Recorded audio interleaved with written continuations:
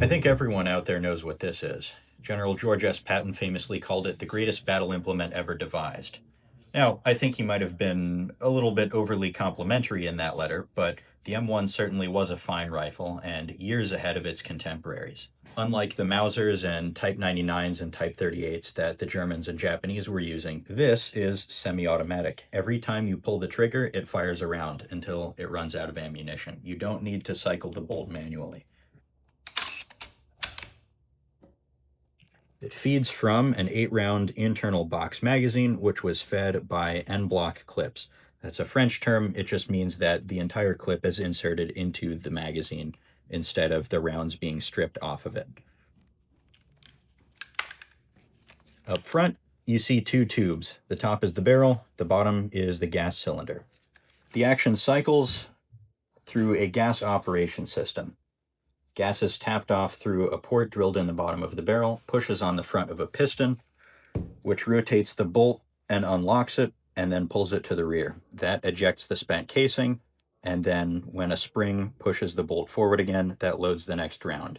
This example has an early pattern milled trigger guard, but a later pattern improved rear sight, which means that this one was very likely produced in late 1944 or thereabouts. It was definitely produced during World War II, and its serial number is in the 3.5 million range. So there's a very good chance this saw combat in the hands of some brave Marine or soldier. John Garand developed his early prototypes in a .276 caliber chambering with the expectation that the Army and Marine Corps would switch to that.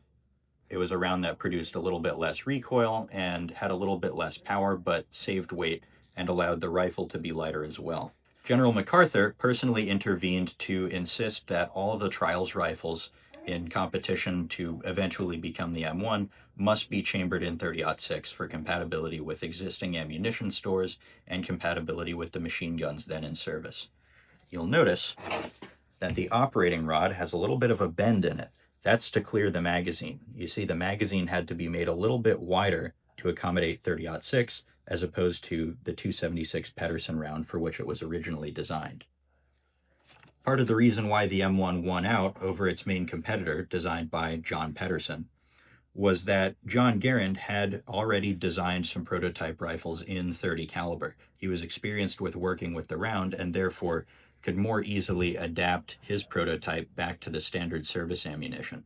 Also, unlike the recoil-operated Pedersen, Garand's rifle did not require lubricated ammunition. It just took standard service ammunition, loaded into its 8-round clips, then loaded into the magazine. No lubrication pads required, and therefore less of a chance of trapping dirt and other debris inside the action. This M1 is a little bit uncommon in that the side of the receiver is drilled and tapped for a scope mount, marking this as an M1C. The M1C and M1D were variants intended for snipers, or what would more properly be called designated marksmen, but they were not used in as large numbers as M1903A4s because of inherent accuracy deficiencies with this design. They were used a little bit more widely in the Korean War than in World War II. Just below the scope mounting interface, you have a clip release right here. If a Marine needed to unload the rifle for administrative handling, disassembly, cleaning, whatever, then he would open the action and press this latch. That would send the clip and whatever loose ammunition was in it out of the top of the receiver. Part of the genius of John Garand was his reuse of parts to do multiple things. The spring nested within the operating rod, which you can't see in here, but it's underneath this part of the stock, actually doubles as the magazine spring. So if you see that piece right there, that pushes up on the magazine follower, and that's the same piece as the action spring. It does two things. Saves a part, saves manufacturing complexity. Every little bit helps.